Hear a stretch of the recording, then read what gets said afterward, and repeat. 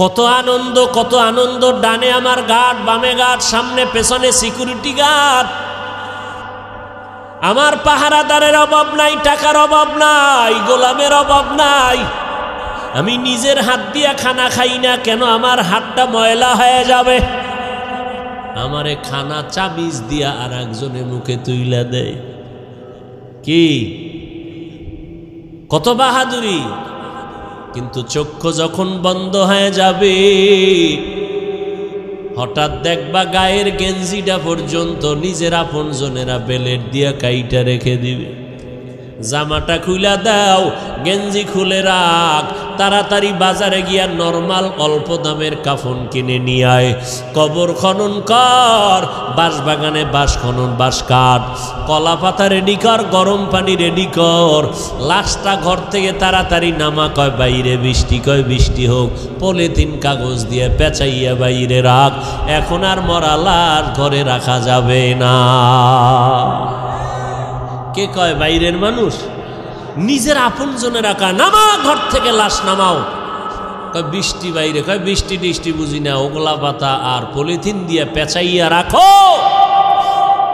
ইমাম সাহেবরে খবর দাও জানাজার জন্য। বৃষ্টি এখন কি করি? 2 দিন বৃষ্টি চলে, একটু রাইখা দেই ঘরের মধ্যে, পাহারা দাও। কয় না, যেভাবেই হোক পলিথিন উপরে দিয়া কবর খনন কর, ভেতরে কোনো রকম রাখতে পারলেই হয়। দোয়া দায়ী লাগবে না, চাপা মাটি দিয়া চইলা আয়। এখন আর এই মরা লাশের পাহারা দিতে পারবো না। শুধু তাই না, করোনায় দেখাইয়া গেল। কয়েক মাস আগে তোমরা তো ফেসবুক শরীফের ভেতরে দেখেছো, এই যে ঢাকা বাড্ডা থানার ভেতরে আজদাহা 2টা সন্তান, মহিষের মতো 2 সন্তান। বাবায় লেখাপড়া শিখাইয়া গেল, বাবায় টাকার অডেল সম্পদ রেখে মরে গেল। সন্তানেরা বাবার সম্পদ নিয়ে 24টা ঘন্টা ঝগড়া করলো। বাবার লাশটা পড়ে রইল, দাফন করার সময় পাইল না। 2 সন্তান, বাবার টাকা পয়সা নিয়ে ঝগড়া, বাবার লাশ দাফনের ফিকির নাই। এমন কুলাঙ্গার সন্তান জন্ম দিয়া কি লাভ হবে? আর এমন কুলাঙ্গারের বাবা দাবি করে কি লাভ? যেই সন্তানের মানুষ বরদোয়া করে, এই সন্তানের বাপ হইয়া লাভ কি হবে? এমন সন্তান জন্ম দিয়া কি লাভ হবে? একটা সন্তান যদি এমন হইতো, যেই সন্তানের আদর্শ দেখে আরো 10টা সন্তান ভালো হয়ে গেছে, যেই সন্তানের আখলাক দেখে স্কুলের বহু সন্তান আখলাক কলা হয়ে গেল। স্কুলে ঠিকই পড়ে, কলেজে পড়ে, কিন্তু নামাজ ছাড়ে না, কারো সাথে খারাপ ব্যবহার করে না। এমন ছাত্র কলেজ স্কুলে আছে না নাই? যুবক দেখা হইলেই হুজুরের দেখে আগে সালাম দেয়। ওই সেদিন একটা ছেলে গেছে আপনাদের এই এলাকার, বাবা কোটি কোটি টাকার মালিক, কিন্তু আলহামদুলিল্লাহ ছেলেটা 1 ওয়াক্ত নামাজ বাদ দেয় না। কোরআন শরীফ পড়ে, স্কুল কলেজের পড়াও ঠিক রাইখা আবার আরবি লাইনের পড়াটাও পড়ে। এই সন্তান ও আজীবন স্কুল কলেজে পড়লেও তো সেলিউট দিব, ধন্যবাদ দিব, কলিজা খুইলা দোয়া আসবে, বরদোয়া আসবে না। আল্লাহ গো, এই যুবকের তুমি কবুল করে নাও। এমন একটা যুবক আমার সোনার বাংলাদেশে যদি কোনো জেলার এসপি হয়, ওই যুবকের এসপি গিরিটা চলবে, স্বর্ণের অক্ষরে ইতিহাস হয়ে থাকবে।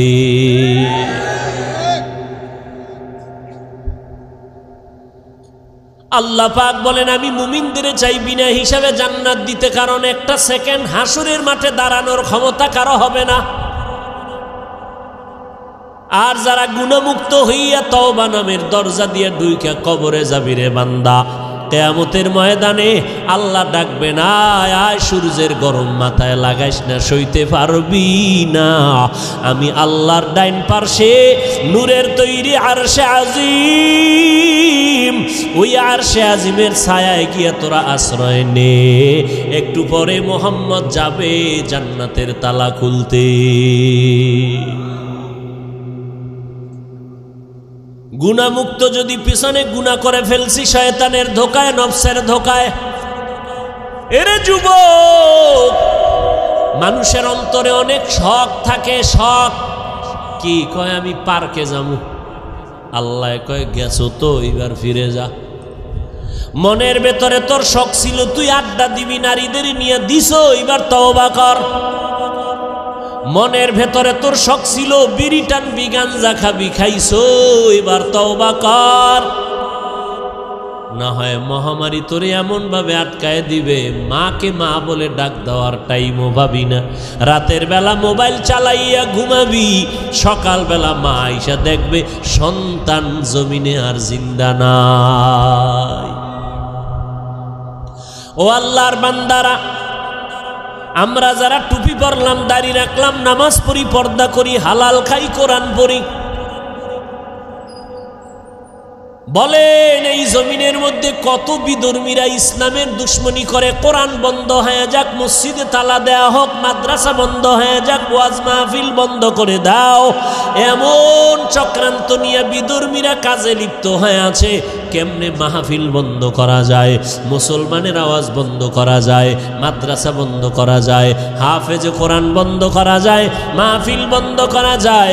এত দুশ্মনের মাঝেও আবার একদল তাদের সাথে গিয়া তাল মিলায়, ইসলামের ব্যানার লাগাইয়া এরা ওই মুনাফিক বেঈমানের সাথে গিয়া তাল মিলায় কয় ঠিকই আপনাদের পদক্ষেপ ঠিক আছে, এত ভালো ভালো না, তাবলিগে গিয়া লাভ নাই, তাবলিগটা বন্ধ করে দাও, চরমনাই গিয়া লাভ নাই, চরমনাই বন্ধ করে দাও, কোনো পীরের কাছে গিয়া লাভ নাই, আহলে হক পীর মাশায়েখের দরজায় তালা লাগাও, ওয়াজ মাহফিল বন্ধ করে দাও। এইরকম একদল মুনাফিক বেঈমানের সাথে তাল মিলাইয়া তাবলিগে যাইও না, চরমনাই যাইও না, দেওবন্দি কওমি মাদ্রাসায় যাইও না, ওই ওয়াজ মাহফিলে এদের সামনে বসবা না, আবু হানিফার মাযহাব অনুযায়ী চলিও না। এই রকম বলনেওয়ালা অন্তর খারাপ মানুষ আছে না নাই? আমি বলি ভাইজান আপনি কেন এগুলো বলতেছেন? ঠিক আছে আমি মূর্খ, মূর্খ হিসাবে একটা প্রশ্ন আপনাকে করি ভাইজান, আপনার কথা আমি 1 মিনিট মেনে নিলাম, চরমনাই যাব না, উজানি যাব না, বাহাদুরপুর যাব না, নানুপুর যাব না, আহলে হক কোনো পীরের কাছে যাব না, দেওবন্দে যাব না, কওমি মাদ্রাসায় যাব না, তাবলিগে যাব না। খবরদার, আপনার কথা 1 মিনিটের জন্য মেনে নিলাম। এইবার আমার মূর্খ হিসাবে আপনার কাছে দাবি, বলেন এই এই এই এই ঠিকানায় যাব না, তাহলে আমার তো আল্লাহ দরকার, আমার তো নবী দরকার, আমার তো মোনাজাতে কান্না দরকার, আমি গুনাহ থেকে মুক্ত হওয়া দরকার, আমি তো আমার হাতটাকে পবিত্র বানানো দরকার, আমি তো সুন্নাতওয়ালা পোশাক পরা দরকার।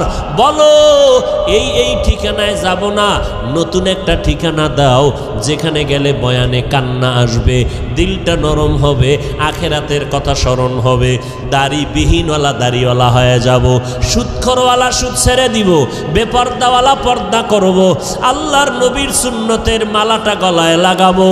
এমন একটা ঠিকানা আমাদের বলে দাও। এরা এদিকেও যাইতে দেয় না, ঠিকানাও নতুন দেয় না। তাহলে আমরা বুঝতেছি এরা আসলে আমাদের কল্যাণ চায় না, এরা বিধর্মীদের পা চাটা দালালি করে। এই যুবকেরা, সহজ কথা না বুঝলে আর কেমনে বুঝাবো? তাবলিগে যাব না, চরমনাই যাব না, আবু হানিফারে মানব না, কওমি মাদ্রাসায় যাব না, দেওবন্দির কাছে যাব না, সব ছেড়ে দিব। তবে কোথায় যাব? ঠিকানা দাও আলাদা, যেখানে গেলে দাড়ি উঠবে, টুপি উঠবে, দাড়ি উঠবে, পাগড়ি উঠবে, কান্না আসবে, আমল হবে, মা বাবার খেদমত করতে পারবো, আকীদা ঠিক হবে, এরকম একটা ঠিকানা দাও। ঠিকানাও দেয় না, ঠিকানাও। আর এরকম ঠিকানা আমরা তো দেখিও না, যে চরমনাই, তাবলিগ, দেওবন্দি, কওমি, উজানি, বাহাদুরপুর, নানুপুর, হক্কানি পীর মাশায়েখ ছাড়া ভণ্ড যেটি আছে এদের কাছে গেলে যে দাড়ি উঠবে, কান্না আসবে, এরকম একটা জায়গাও বাংলাদেশে আমি দেখি না। বরং তাবলিগে আসিল, একটু আমল টামল করছে, ঠিকানা হারাইয়া উল্টা পাল্টা দৌড়াইয়া কয় তাবলিগ করা শিরিক। দাড়ি ছোড়ো কেন? কয় মওদুদি সাহেবের ফতুয়ায় আসি, এখন মদিনার ফতুয়ায় নাই। কি আমল টামল সাইরে দিস, আগে একটু নফল টফল পড়তাম। না না না, নফল নাই। আরে নফল পড়ব মিয়া, আমগো হুজুরে কইছে বিতির নামাজও লাগে না, ব্যাস। অমুকে কাফের, অমুকে মুশরিক। আরে বাপরে বাপ, এটা কাফেরের কন্ট্রাক্টারই লইছে, আছে না নাই? কাফের কইতে জিব্বায় মোটেও বেরেক নাই। এগুলো কেন? আল্লাহর ভয় অন্তরে না থাকলে এগুলো হয়। আরে আমরা আমগো বিপরীত লাইনে যারা আমগো খালি গালি দেয় মোহাব্বতে বিসমিল্লা সারা, পাঁচকল্লি ছিঁড়ে ফেলে দাও, এটা মুসলমানের টুপি না। এইভাবে বলার পরেও আমরা কখনোই অশালীন কথা বলি নাই, বলছি। অথচ আমাদের বড় বড় ব্যক্তি যারা বুজুর্গ, এদের নাম নিয়ে নিয়ে আহা কি বলবো, আল্লাহ হেদায়াত দান করুন। সব ভেজাল থেকে মুক্ত হওয়ার একটাই মাত্র পথ। কি পথ? গেছে, ভুলে গেছে। কি? তওবা করে আবার তওবা ভাঙ্গিলাম, অবশেষে খাঁটি তওবা করিলাম, অবশেষে খাঁটি তওবা করিলাম। সকলেরই দরজা হইতে ফিরিয়া আপনারও দরজায় রইলাম পড়িয়া। আপনি যদি মাফ না করেন বান্দারে, বলে না আপনার বান্দা যাবে কার দ্বারে। আল্লাহ বলেন, বান্দা তওবা ভঙ্গ করেছ, আবার কর, আবার কর, আবার কর। কারণ আমি তওবাকারীকে কেমন ভালোবাসি জানো নি রে বান্দা? আমি আল্লাহ তওবা করনেওয়ালারে এত মোহাব্বত করি, গুনাহ করাটা এত মারাত্মক না, তওবা না করাটা যেমন মারাত্মক। আমি আল্লাহ পাক তওবার দরজা খুলে ডাকতে থাকি, ও বান্দা কি পরিমাণ গুনাহ করছো, আয় ক্ষমা চা, পাহাড় পরিমাণ এখনই মাফ করে দিব। কারণ এটা আমার স্পেশাল পাওয়ার। আমি আল্লাহ তোরে এতটাই মোহাব্বত করি, তওবা করবি। আমি আল্লাহর মোহাব্বত নিয়া জাহান্নামের ভয়, 2 ফোঁটা চোখের পানি ছেড়ে যদি তওবা করো, চোখের পানিটা গালের নিচে যাওয়ার আগে সব গুনাহগুলো মাফ করে দিব। ও আল্লাহর বান্দা, যুবক ভাইরা, বৃদ্ধ বাবাজিরা, পর্দার আড়ালের মা বোনেরা, আজ আমরা টুপি মাথায় দিলাম, আল্লাহকে দেখি নাই, নবীরে দেখি নাই, কোরআন পড়ে দেখলাম, হাদিস পড়ে দেখলাম, আজও পর্যন্ত কোরআনের একটা ভুল কেউ বের করতে পারে নাই, পারলনি। বরং বহু বেঈমান কোরআনের ভুল বের করতে গিয়া নিজেরা কালেমা পড়ে মুসলমান হয়ে গেল। ও যুবক আল্লাহর গোলাম, আজকে চোখের সামনে তাকাইয়া যদি দেখো আমরা নবীর তরিকা মতো চলতে গিয়া না খাইয়া কেউ মরে যাই নাই। এত মহামারী করোনা গেল, কতজনার চাকরি নাই, কতজনার ব্যবসা নাই, কিন্তু কোনো কোরআনওয়ালা না খাইয়া মরে না।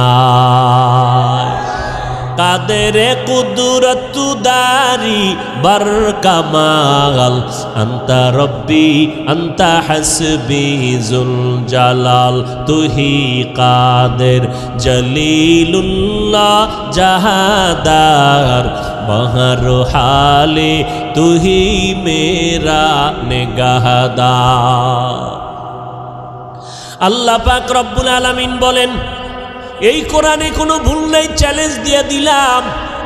ও যুবক, আজকে তুমি মনে মনে ভাবতেছো টুপি মাথায় দিলে মাথা গরম, দাড়ি লম্বা করলে যৌবনের ভাব চলে যাবে।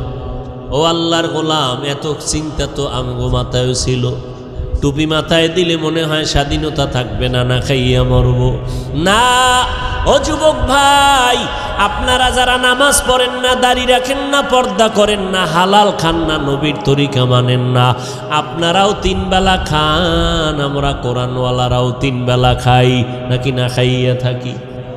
আপনারাও ঘুমান, আমরাও ঘুমাই, আপনারাও ব্যবসা করেন, আমরাও ব্যবসা করি, আপনারাও চাকরি করেন, আমরাও চাকরি করি, আপনারাও দেশ বিদেশ সফর করেন, আমরাও। তাহলে আমরা টুপি আর দাড়ির কারণে ঠগলাম কই? হ্যাঁ, বরং সম্মান তো আলহামদুলিল্লাহ 1000 কোটি গুণ আপনাদের তুলনায় কোরআনওয়ালাদের বেশি না কম? চেয়ারম্যান সাহেব দেখলেই সালামু আলাইকুম হুজুর দোয়া করবেন। নির্বাচনের আগে ইমাম খতিব সাহেবের কাছে গিয়া কয় হুজুর দোয়া করবেন, নির্বাচনে দাঁড়াইলাম। এমপি সাহেব দেখা হইলে দোয়া করবেন, সালামু আলাইকুম। মন্ত্রী মহোদয় দেখা হলে হুজুর দোয়া করবেন। এইভাবে অসুস্থ রোগী হসপিটালে কান্না করে, সন্তানেরা দৌড়ায় হুজুর দোয়া করবেন। 1 খতম কোরআন পড়েন। ও আল্লাহর বান্দারা, আজকে ধুলা দিয়া চোখের মধ্যে বাজে কথা বলে, হুজুরেরা ভিক্ষা করে খায়। খোদার কসম, হুজুরেরা ভিক্ষা করে খায় না, বরং মানুষের অন্তরে আল্লাহ এই পরিমাণ মোহাব্বত বাড়ায় দিলেন, মানুষগুলো কলিজা দিয়া হুজুরদের মোহাব্বত করে। একটা গাছে ভালো ফল হয়, কয় বড় ফলটা হুজুরের দিয়া দিমু, ইমাম সাহেবরে দিয়া দিমু। ভালো খানার আয়োজন করে, বলে ইমাম সাহেবরে দাওয়াত দাও, হুজুরের টাকা দাও, হাদিয়া দাও। এই হুজুরের প্রতি মায়া মোহাব্বত অন্তরে বাড়াইলেন কে? হুজুরেরা কাউকে বলে না আমারে 5 টাকা দাও, 10 টাকা দাও, না খাইয়া মরে গেলাম, না, বরং আল্লাহর কাছে দোয়া করে। আর আল্লাহর বান্দারা টাকা নিয়ে মাদ্রাসায় গিয়ে কয় হুজুর 10টা এতিম ছেলেরে 1 বেলা খানা খাওয়াইতে চাই, কি লাগবে? এই লাগবে বলে দিয়া দিলাম। আমার আম্মা জান অসুস্থ, একটু দোয়া করবেন। সম্মান তো দুনিয়ার লাইনেও কম নাই। এত দুশ্মনের মাঝে কোরআনওয়ালা টুপিওয়ালারা যদি এত সম্মান পায়, আখেরাতের ময়দানে একক ক্ষমতা থাকবে আমার আল্লাহর। ও বান্দা বলো, সেই দিন কোরআনওয়ালার সম্মান কেমন হবে? এগুলো বুঝানোর কোনো ভাষা নাই। এরে নবীর উম্মত, এ কোরআনওয়ালার দাম কত? জীবনে মাদ্রাসায় পড়ে নাই, তাবলীগের সময় লাগাইছে। এসপি সাহেব এখন তার মর্যাদা বেড়ে গেল, মন্ত্রী মহোদয় নামাজ পড়ে, দাড়ি রাখলো, কি ব্যাপার? কয় কোরআনওয়ালাদের সোহবত লাগাইছি, মন্ত্রী মহোদয়ের দাম বেড়ে গেল, মানুষ সম্মান করে, সবাই শ্রদ্ধা ভক্তি করে, মরিয়া গেল সবাই তার জন্য দোয়া করে। এরে নবীর উম্মতের দল, স্কুলের মধ্যে যেই ছাত্রগুলো নামাজ পড়ে, 2-1টা অন্তর খারাপ বলা ব্যতীত সবাই দোয়া করে। যেই সমস্ত ছেলেমেয়েরা আড্ডা দেয়, কি দেয়? আড্ডা দেয়, গান বাজনা করে। যেই ছেলেটা ক্লাসের মধ্যে একটু পর্দা, একটু নামাজ, এদিকে মাইল বেশি, এ মেয়েরাও কয় খবরদার এই ভাইরে ডিস্টার্ব করিস না, ও তো আমগো আড্ডায় আইতে চায় না, ওর কায়দায় থাকতে দে। কথা ঠিক নেই? আল্লাহ পাক দেখায় দিলেন, রে গোলাম একটু নজর করে দেখো, তোমরা টুপিদারি রাখবা না কেন? বলো কেন? কি সমস্যাটা কোথায়? ব্যবসা চলে যাবে। কই টুপিদারিওয়ালারাও তো কোটি টাকার মালিক, ব্যবসা করে। তুমি কেন বলবা টুপিদারি রাখলে নবীর তরিকায় চললে পারি না? স্বাধীনতা কই? নবীর তরিকাওয়ালাদের তো স্বাধীনতা নষ্ট নাই, যেখানে সেখানে বেড়াইতে যায়, সফর করতেছে, কোনো দিক থেকে তো পেছনে নাই। তুমি কেন নবীর তরিকা মতো চুলটা রাখবা না, দাড়িটা রাখবা না, পর্দা করবা না? এবার আসো আর একটা লাইনে তাকাও। তোমার আমার মতো যুবক র্যাব, আর্মি, পুলিশ, বিডিআরের চাকরি করে, দাড়িওয়ালা নামাজি আছে না নাই? বিবেকটাকে জিজ্ঞাসা করো, বাবা তুমি কেন পারবা না? তোমার আমার মতো যুবক রাস্তায় গাড়ি চালায়, দাড়িওয়ালা নামাজি ড্রাইভারের অভাব নাই। আজান হয়ে গেল, গাড়িটা ব্রেক কইরা মসজিদে দাঁড়ায় গেল। মুক্তাদ সব ড্রাইভার, হেল্পার, কন্ট্রাক্টর, যাত্রীরা পর্যন্ত নামাজ আদায় করে মসজিদে। হাইওয়ে রোডে ঘুরলে দেখবা, যাইবার সময় দেখবা নামাজের টাইমে গাড়ি রাস্তায় দাঁড়ানো, লাইন দিয়া দাঁড়ায় গেছে সব যাত্রীরা নামাজের, ড্রাইভার নামাজে চলে গেল। এরে নবীর উম্মতের দল, তোমার আমার মতো যুবক দেখো, ময়দানে কৃষিকাজ করে, দোকানে কর্মচারী, নামাজদারিওয়ালার অভাব নাই, এক বেলার নামাজও বাদ দেয় না। রিক্সা চালায় বান্দা, কোমরে গামছা বান্দিয়া এত কষ্ট করে, এক বেলার নামাজও বাদ দেয় না। না খাইয়া থাকবে, তারপরও কোনোদিন হারাম খাবে না, সুদ খাবে না, লোন উঠাবে না। ও আল্লাহর বান্দা, তারা যদি পারে তোমরা কেন পারবা না? বাহাদুরি বাহাদুরি ভাব, মনে মনে ভাবতেছো হুজুরেরা তো আসলে ফকির, এরা তো গরিব।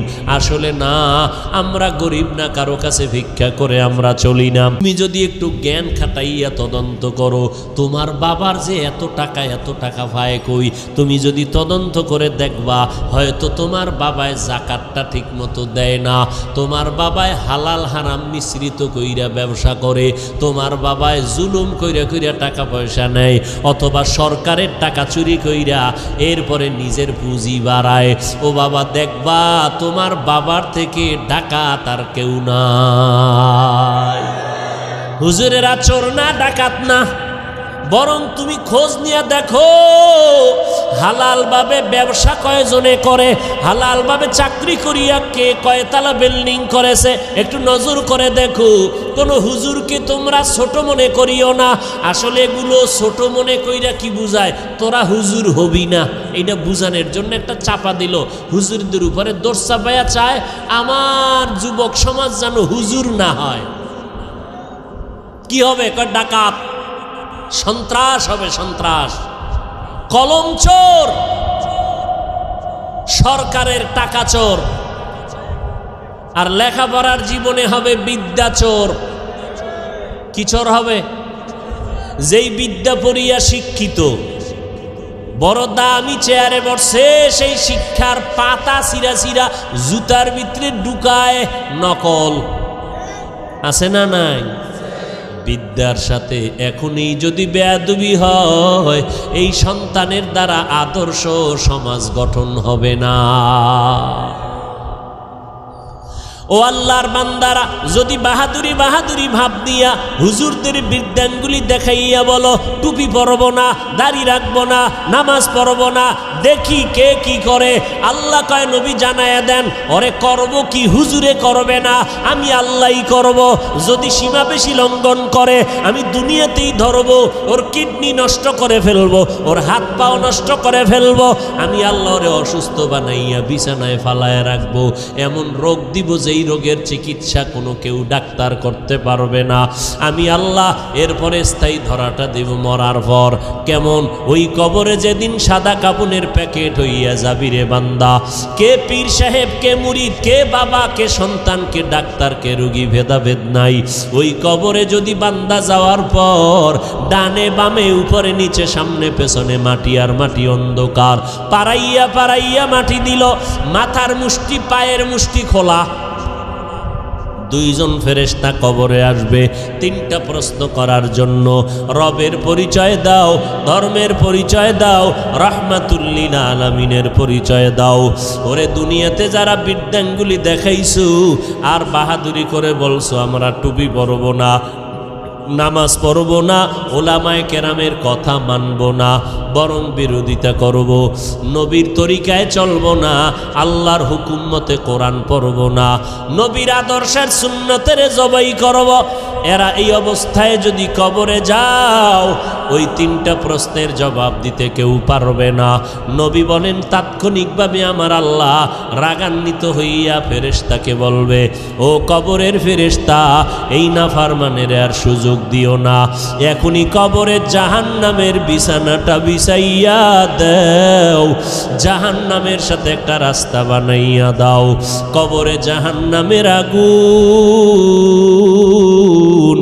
একটা না দুইটা না 70 থেকে 99টা সাপ কবর এসে ভরে যাবে। আমার আল্লাহ রাগান্বিত হইয়া কুদরতের আওয়াজ দিয়া বলবেন, ও কবরের মাটি, এই গুনাহগার নাফরমানের দুই পার্শ্ব থেকে জোরে জোরে চাপ দাও।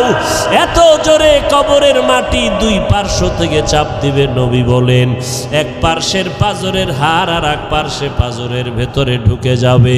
ও আল্লাহর বান্দা, এইরকম আযাব একদিন আর দুদিন না, কিয়ামতের সিংহায় ফুৎকার দেওয়া পর্যন্ত কবরে হতে থাকবে।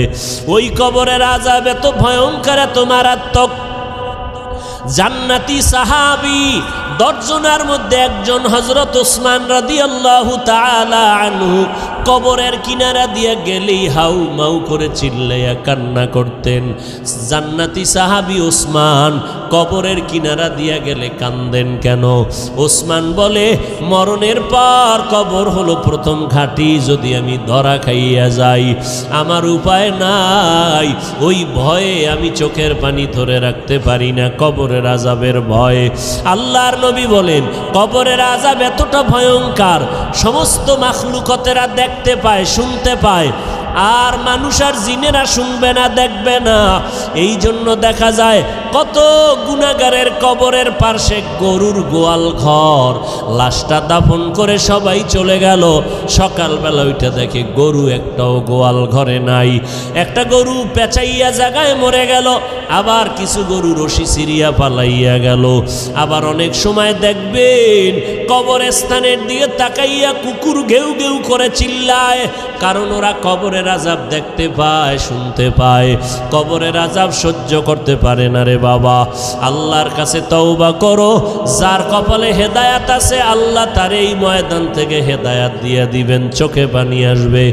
আর যার কপাল বড় খারাপ, গুনার কারণে দিলটা এত পরিমাণ পাথরের মতো শক্ত, দিন নরম হয় না, চোখেও পানি আসে না রে বাবা। মা বাবার বেয়াদবি, উলামায়ে কেরামের বরদোয়া লেগেছে কপালে, এখনো সময় আছে রে বাবা, মাওলার কাছে তওবা করে নাও। মরণ তো একবার হবে। হায়াতের মালিক আল্লাহ, ইজ্জতের মালিক আল্লাহ, রিজিকের মালিক আমার আল্লাহ। অতএব আমি ডাক্তারি পড়ি, ইঞ্জিনিয়ারিং পড়ি, চাকরি করি, ব্যবসা করি, আমার আল্লাহকে আমি ভুলবো না, নবীর তরিকার বাহিরে চলবো না, গুনাহ নিয়ে কবরে যাব না, পেছনের গুনাহ থেকে তওবা করে ফেলবো। জীবনে যতদিন বেঁচে থাকবো, মরিয়া গেল আর গুনার কাছেও যাব না। মোবাইল নিয়ে গুনার প্র্যাকটিস করব না। তওবা করার সবার ভাগ্য হবে না। আল্লাহ যার অন্তর দিয়া কবুল করবে তওবার জন্য, তার কপাল খুলে যাবে। তবে তওবার জন্য আল্লাহর কাছে তৌফিক চাইতে হবে।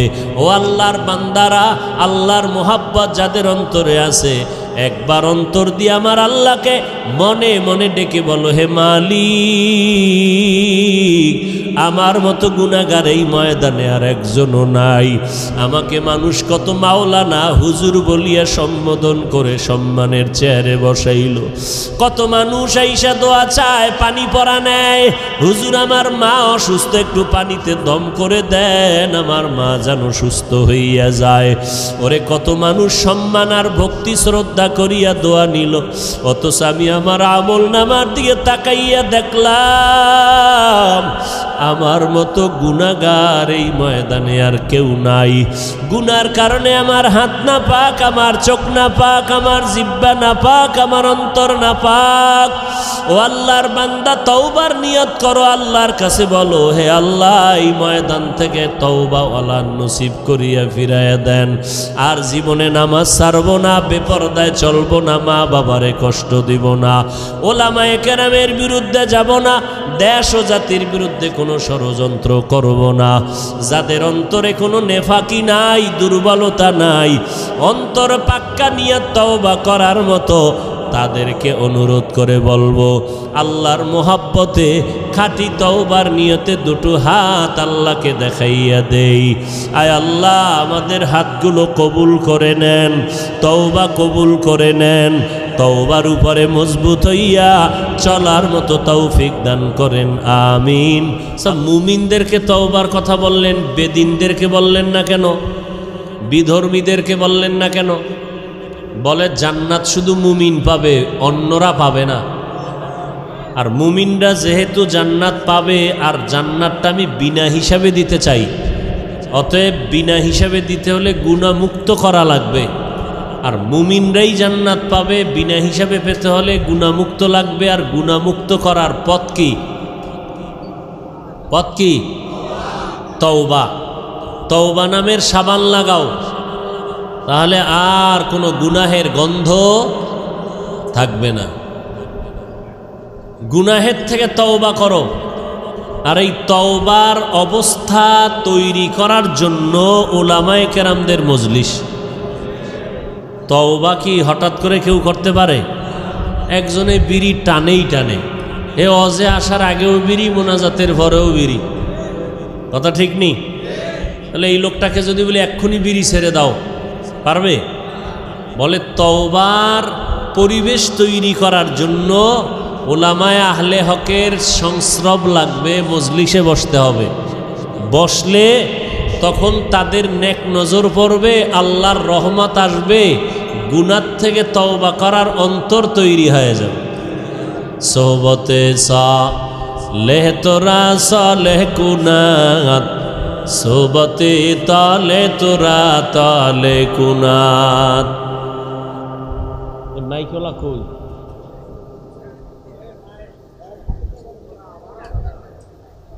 বুঝে না কিছু? বারবার বলতেছি মনিটরের সাউন্ড দাও, রিভার্ব দাও।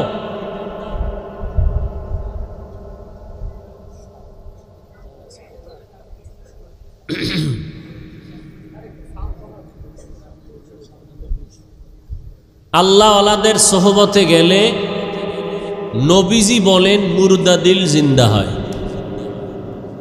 কি দিল জিন্দা হয়? জোরে খান। খারাপ লাগতেছে? ঘুমাইবেন? বাঙালির ঘুম আছে? গজবের মোবাইল কেড়ে নিয়েছে ঘুম। কি আর এখন যে গরম, এ যুবকেরে এসিতে দিলেও ঘুমাইব না। হে আরো আরামে বলবে আমার মোরা খাবারটা ঠিক মতো হবে। ঘুমায় না, ঘুমাইব ফজরের পর, তাহাজ্জুদ পইরা এরপর ঘুমাবে। আল্লাহ হেদায়াত দান করুন। তাহলে মোবাইল চালাইয়া কত রাত কাটাইলি রে যুবক? আল্লাহর কোরআনের বাগানে যদি একটা রাত কাটাও আর কবুলি যদি হইয়া যায়, জান্নাতে ঢুকতে আর কোনো টিকিট লাগবে না। এজন্য আল্লাহ ওয়ালাদের সোহবতে মজলিসে বসা খুব জরুরি। নবী বলেন লাভ কি? মুর্দা দিল কি হয়? কথা বলেন না কেন? قال النبي صلى الله عليه وآله وسلم عليك بمجالسة العلماء واسمع كلام الحكماء فإن الله لا يحيي القلب الميت بنور الحكمة كما يحيي الأرض الميتة بوابل المطر। পয়গম্বর বলেন অতীতের একজন লোকমানে হাকিম, বড় দামি মানুষ, জ্ঞানী মানুষ, তার সন্তানকে উপদেশ দিতেছিলেন, ও সন্তান, উলামায়ে আহলে হকের মজলিসে বসো, তাদের হিকমতপূর্ণ কথাগুলো শ্রবণ করো। কি লাভ হবে? বলে তাদের হিকমতপূর্ণ কথাগুলো শুনলে আল্লাহ মুর্দা দিলওয়ালাগুলোকে জিন্দা দিলে পরিণত করে দিবেন। লোকমানে হাকিম তার সন্তানকে এই উপদেশ দিতেছেন, আর সেই উপদেশের কথা নবীজি সাহাবাদেরকে শুনাইতেছেন। বলে কেমন জিন্দা হবে? কামা ইউহয়িল আরদাল মাইতাতা বিওয়াবিলিল মাতার। নবীজি বলেন উম্মত, সূর্যের গরম তাপে জমিনটা যেমন শুকাইয়া ফাটল ধরে যায়, চাষাবাদের ক্ষমতা থাকে না, ফসল উৎপাদনের ক্ষমতা হারিয়ে ফেলে, হঠাৎ ওই শক্ত জমিনের মধ্যে রব্বুল আলামিন যখন আবার রহমতের বৃষ্টি দান করেন, ওই শক্ত জমিন এতটা দুর্বল আর নরম হয়, যেই জমিন ফসল উৎপাদনের ক্ষমতা হারিয়ে ফেলেছিল, আল্লাহর রহমতের বৃষ্টির কারণে ওই জমিন এখন ফসলের জন্য উর্বর হয়ে গেল। ঠিক যারা গুনাহ করে করে করে করে নিজেদের অন্তরটা চৌচির করে ফেললো, এখন আর আমলের চাষাবাদ চলে না, নামাজের কথা ভালো লাগে না, রোজার কথা ভালো লাগে না, টুপির বয়ান শুনতে চায় না, দাড়ির বয়ান শুনতে চায় না, পর্দার বয়ান শুনতে চায় না, হালালের বয়ান শুনতে চায় না, মনটা চায় যেন বয়ান না শুনি। আওয়াজ কমাইয়া দাও, মাইকের আওয়াজ কমাইয়া দাও, ওয়াজের আওয়াজ বন্ধ করে দাও। কেন বলে আমার ক্ষতি হয়, বাচ্চার ক্ষতি। কিন্তু গানের আওয়াজ বাড়ায় দিলেও কোনো ফতুয়া চলে না। এরকম অন্তরওয়ালা আছে না নাই? এদের অন্তর সাফ না নাপাক? মরিচিকা পড়ে গেছে, গুনাহের মরিচিকা অন্তরে পড়ে গেল।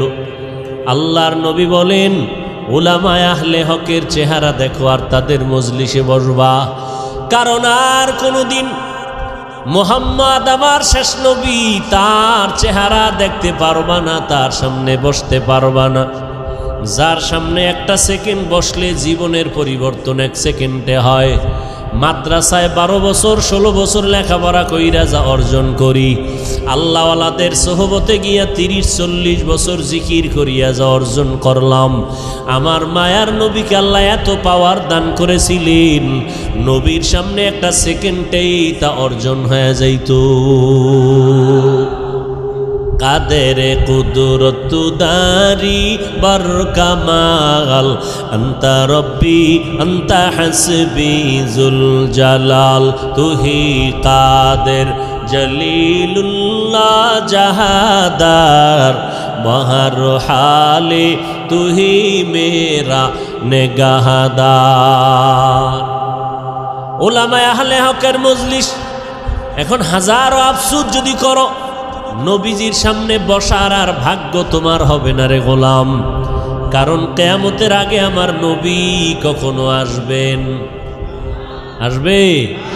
قال النبي صلى الله عليه وآله وسلم سيكون في أمتي دجالون كذابون قريب من 30 كلهم يزعم أنه نبي وأنا خاتم النبيين لا نبي بعدي أو كما قال النبي عليه الصلاة والسلام। পয়গম্বর বলেন, অচিরেই আমি আখিরি নবী মুহাম্মদ বিদায়ের পরে 30 জনের কাছাকাছি এমন কিছু ব্যক্তি আসবে যারা নিজেদের নবী দাবি করবে। আসলে এরা দাজ্জাল, এরা কাজ্জাব, এরা মিথ্যাবাদী, এরা মিথ্যা সত্য সংমিশ্রণ করিয়া বলবে আমি নবী দাবি করলাম, আমি নবী, আমি নবী। আল্লাহর নবী বলেন, ওয়া আনা খাতামুন নবিয়্যিনা লা নাবিয়্যা বাদি, আমি হইলাম শেষ নবী, আমার পরে কোনো নবী আর নাই। শেষ নবী কে? মুহাম্মদ। এরপরে আর কোনো নবী আছে? এরপরে নবী ভবিষ্যৎবাণী করলেন 30 জনের মতো লোক হবে, এরা দাবি করবে নিজেদেরকে কি? এর মধ্যে এক কাদিয়ানি, গোলাম আহমদ। গোলাম আহমদ কাদিয়ানি এলো ডাইরেক্ট আমার রসুলের নবুয়তকে অস্বীকারী। বুঝেন না কথা? শেষ নবী আমার নবীরে মানে না। আবার একদলে আমি নবী বলে নাই, কিন্তু এমন কথা বলেছে মনে হয় জানো তিনি নতুন নতুন শরীয়তের আবিষ্কারক। নবী নবী ভাব, নবী না কিন্তু কি? নবী নবী ভাব, নবী নবী ভাব অন্তরে জমা করে কয় মুহাম্মদ নবী ঠিক, তবে নিষ্পাপ না। নিষ্পাপ না হইলে নবী কি? পাপী। হ্যাঁ, আল্লাহ হেদায়াত দান করুন। সারা দুনিয়ার আহলে সুন্নাত ওয়াল জামাতের আকীদা, সমস্ত নবীরা নিষ্পাপ, কোন নবীর কোনো গুনাহ নাই। যদি কেউ বলে আছে তার ঈমান চলে যাবে। আর যদি আমার নবীর ব্যাপারে কয়, হ্যাঁ, তাহলে তার ইমান থাকবে? জোরে বলেন। খুব সাবধান। আরে আপনারা ভাবতেছেন এই কথা কে কইবে? এত বড় সাহস! আমাকে সোনার বাংলায় আমরা হুজুরেরা আছি, মাদ্রাসা আছে, তাবলিগ আছে, চরমনায় আছে, দেওবন্দি, কওমি, এর মধ্যে কে বলবে? আরে ভাই, আমগো মতো লঙ্গি ভরা মোল্লা না, বড় টাইটেলওয়ালা বক্তা স্টেজে উঠে বলে নবীরাও ভুল করেছিলেন। বক্তা সাহেবকে কোনো তর্ক নাই, আগে জবাব দাও, এই কথা উম্মতের বলার দ্বারা ইসলামের উপকার কি? তোমার কথা সঠিক ব্যাঠিকের কিলাকিলি পরে, আগে জবাব দাও, উম্মতের এই কথা বলার দ্বারা ইসলামের লাভ কি বলো।